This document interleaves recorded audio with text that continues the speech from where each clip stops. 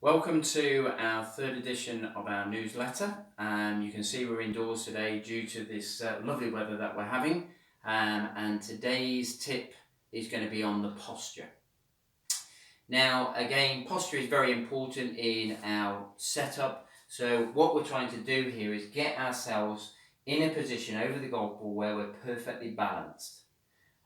We're born with balance. As a young child, we learn how to get up on our own 2 feet and we learn how to actually walk. So balance is instilled in us. So what we're trying to do is maintain our balance in our lower body. So if we take up a normal stance, roughly around about shoulder width apart, from the outside of the shoulder to the inside of the foot, we have our weight spread around our foot. Now what we're trying to do from here, if we stand up nice and tall, is we're trying to actually bend over from our hip joints. To locate where your hip joints are, if you pick your leg up, your right leg up, you will feel where your ball and socket joints are. And if you get a hold of a club, put it across the fly area, put your thumbs on where the hip, ball and socket joints are, again standing nice and tall, so your weight is perfectly balanced around those feet, and then you bend over from those hip joints to as far as you possibly can go. Now from here, obviously this is going to be determined how far you tilt over the golf ball by the club that you're using.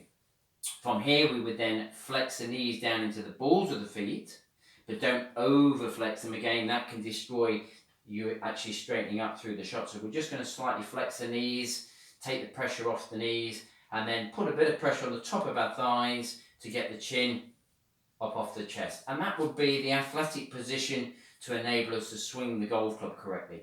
We are then in a position to enable us to transfer the weight correctly in the golf swing. What we do see in when people come for lessons is they tend to get this idea that what they tend to do is they tend to put their weight back. They feel like they're sitting in a stool and then they tilt over. And again, that's going to destroy the swing. We very rarely see anybody going over onto their toes.